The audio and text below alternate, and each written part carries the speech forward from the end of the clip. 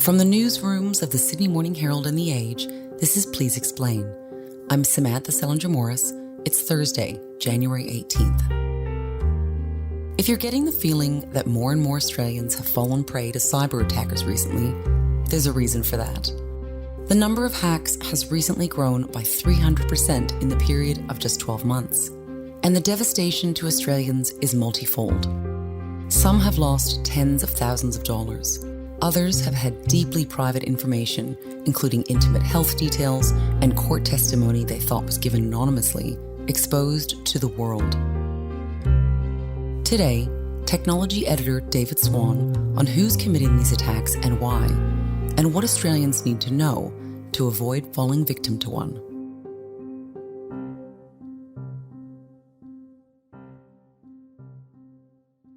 So, David, cybersecurity experts have told you that cyber attacks in Australia are actually now what they're calling the new normal.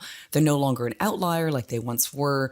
So can you tell me about the recent pileup of really high-profile organizations who've struggled with debilitating cyber attacks and just how frequent cyber attacks are in Australia right now? Yeah, that's right. So we've seen a real spike in the last few weeks and months. It's kept me very busy as a reporter.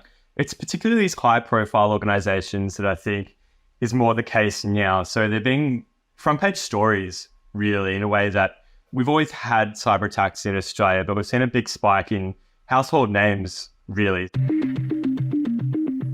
So we've had St Vincent's Health, for example. One of Australia's largest health providers is scrambling to secure the private information of thousands of patients after a cyber security attack. St Vincent's. We've had Court Services Victoria. Which means sensitive witness testimony from high-profile cases could now be compromised. We've had a travel agency called Inspiring Vacations, and they had a bunch of passport photos and other personal details stolen. A protected database of more than 100,000 records was leaked online, including passport images and travel itineraries and tickets. Some travel The Iconic, which most Australians would be familiar with and used for their online shopping. And then, of course, Optus and Medibank, sort of 12 months ago. The hacker behind the Optus security breach has already exposed the details of more than 10,000 Australians, while offering 10 million more for sale to international criminals. What we're seeing is these high-profile breaches. Hackers are going after these household names because they know that they're more likely to maybe get a financial result. We've had statistics from the Australian Signals Directorate showing that hacks on Australian servers are up about 300% year on year. So a tripling really of cyber attacks. And I'm seeing that reflected in my reporting and what we're seeing on the ground in terms of businesses disclosing that they've suffered a cyber attack. Okay, and I wanted to ask you, what is the cost of these attacks? And by that, I'm actually thinking of the suffering.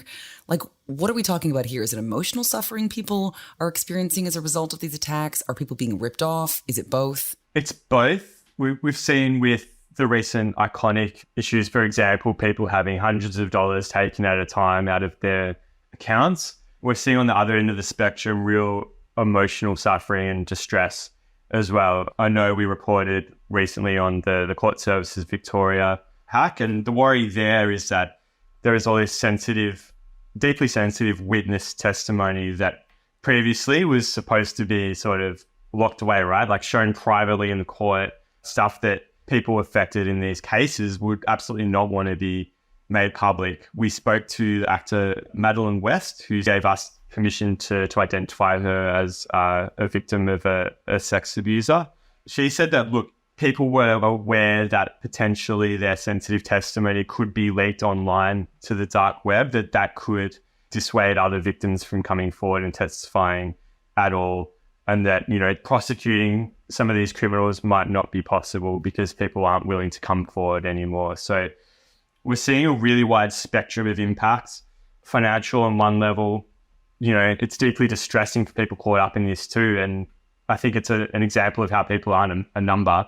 You could have a hack that I would report has impacted 10 million Australians, but then on that individual level, it can be a really deeply distressing thing.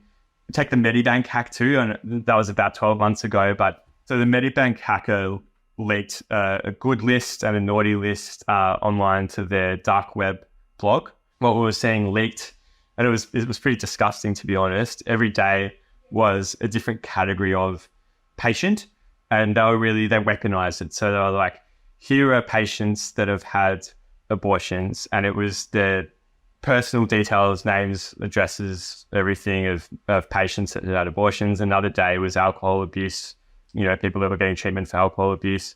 And the way that the hacker had described that was like, oh, this is the naughty list. It was pretty disgraceful stuff, and that would be deeply traumatizing for those people. So the impacts can be absolutely devastating. And I'm interested in who's actually committing these attacks, because when you think of a cyber attack on a huge institution like St. Vincent's Hospital, you might imagine it would take the work of really sophisticated hackers. Or in the case of, say, a government hack or the court system, perhaps it's a group motivated by geopolitical reasons. But you've actually written that a lot of the time the perpetrators are actually young hackers and they're spurred on by groups on the dark web. So can you tell me a little bit about who is actually committing these attacks and what do they want? I think it's a really common misconception to assume that these hacking groups are sophisticated, that they're, professionals. And I think what I've learned through my reporting, particularly the past 12 months, is that this stuff is actually, often the work of amateurs.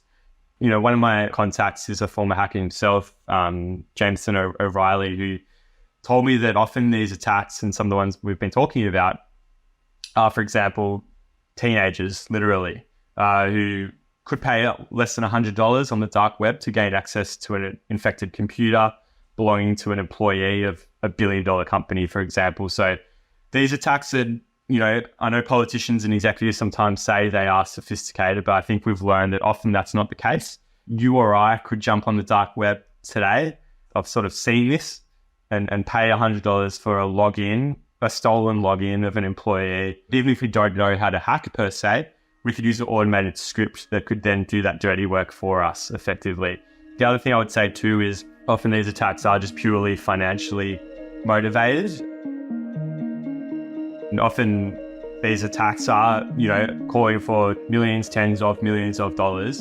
And currently there is no rule or law preventing a company or an organization from paying that ransom. And I know instances where the companies have paid the ransom. The issue with that is then there's no guarantees, because you're dealing with criminals. And there's no guarantees that the hackers on the other side will actually then delete the data as promised or not leak it. So it's a bit like negotiating with terrorists, I suppose, really, or, negotiating with kidnappers, where there are no guarantees in this business.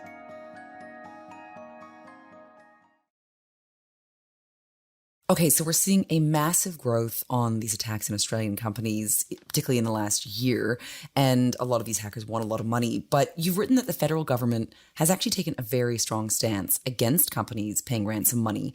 So what has the government said, and how does it aim to remedy this problem? Yeah, so the federal government, it's the first government to have a dedicated cybersecurity minister, Claire O'Neill. Speaker, last year we had the two biggest cyber attacks in Australian history in Medibank and Optus. And I think the consequences of the cyber slumber that we had been in was laid bare for all to see. And they're currently weighing whether to mandate a total banning of ransomware payments. And I've heard quite a lot of support for that in the industry, that, it would help everyone if we just banned the payment of ransomware attacks, because then, that they'd have no longer a motivation to do those attacks at all. I think it becomes tricky sometimes, though, when there are, say, hospitals involved or critical infrastructure like energy or water or things like that, when maybe you would want to pay because we're dealing with critical things, that then if there is a ransomware attack, it's like, well, maybe paying it is the solution. So it's a debate that's going on still currently at the moment within the government and within the cybersecurity industry. The government last year also announced a new cybersecurity strategy that will run through to 2030. And that includes like support for small businesses, a cyber health check program, and free sort of cybersecurity assessments for businesses. What we want is not just for us to keep up. We want us to be ahead of the rest of the world in this response. So we must maintain, adapt and evolve our cybersecurity. And as in so many other areas of national life, business has a vital role in this. Okay, so the federal government launched this new cyber strategy last year, but you've actually spoken to experts in the cybersecurity industry who say that what we really need is cultural change to help combat hackers and this really bad growing problem. So what do these experts mean by this need for cultural change? Yeah, I think it can sound like a bit of a cliche, but, there's no silver bullet when it comes to tackling cybersecurity. It involves everyone at every level and every stage of the process. So it's a bit on tech giants like Microsoft, for example, who often have a vulnerability in their product, which is how the hackers sort of get through. So it's a bit on Microsoft to patch that as quickly as possible. And then it's a bit on the companies like St. Vincent's or others to then keep their systems up to date and make sure that everything's patched as quickly as possible as well. And the boards and executives of those organizations to make sure that they're investing in cybersecurity and treating it seriously. It's a bit on employees on the ground to make sure that they're practicing good cyber hygiene, changing their passwords, sort of making sure that they're keeping their end of the bargain when it comes to making everything safe. So I think that what that adds up to collectively is a culture of resilience and a culture that prioritizes cybersecurity from the top right down to the bottom. And for people at every step to ensure that they realize that it's a matter of when, not if, when it comes to a cybersecurity incident occurring. Okay, so it's safe to say it's not been a great 12 months for Australia when it comes to cybersecurity. So can we expect this year to be even worse? I mean, are these attacks just going to intensify? Yeah, I'm gearing up certainly for a busy 12 months myself, and I think all businesses and end customers sort of should be as well. We've already seen a 300% spike in the past 12 months when it comes to attacks. And I would expect, it to be similar or more in the next 12 months. When I speak to people in the industry, they're particularly worried about the rise of generative AI, tools like ChatGPT and similar. It allows hackers to create new tools really easily and kind of automatically. And it also lowers the barrier to entry when it comes to hacking, meaning you or I don't have to be necessarily technically proficient in order to create attack tools and to hack. So we're also seeing a rise in hackers for hire, who are effectively digital mercenaries that anyone could engage to carry out attacks on our behalf. And then the other thing I would say is whenever we have a spike in geopolitical uncertainty and wars and things like that, that's then reflected in a rise in cyber attacks as well. Okay, so for the rest of us who have read your reports with great interest and who are listening to this and their ears are pricking up and they're feeling not so great about this, what can we do to help protect ourselves? Firstly, I do appreciate the interest from whoever's reading. It's always appreciated. There are a few easy sort of simple things that are basics, but that should be followed. So sticking with long and complex passwords that, involve plenty of numbers, use of a mix of uppercase and lowercase letters, symbols. If you're using a password, just make it as complex as possible, just to make it harder to hack, really. Using different passwords on each website. So the Iconic, what we've seen there, for example, is people were having their money lost because they'd used the same email and password on the Iconic as a different website. So if you use a unique password for every website, that if it's compromised in one place, then at least it will be compromised only in that place and then not across the internet. And then you can use a password manager. I use one called Bitwarden. That's in my browser and on my phone. And that stores all my unique passwords for me across every website. I think the other thing I would say is it's really important to just keep track of your credit card statements and other financial information, just to make sure that if you have fallen victim to one of these data breaches, that you're aware of it quickly. You can then quickly change your passwords, cancel your credit cards, or whatever you have to do. So I would say stay vigilant when it comes to your credit cards and other financial details. David, thank you so much for your time. Thanks for having me.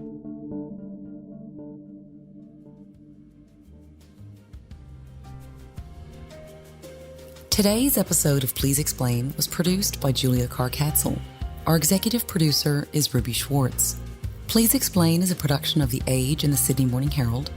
If you enjoy the show and want more of our journalism, subscribe to our newspapers today.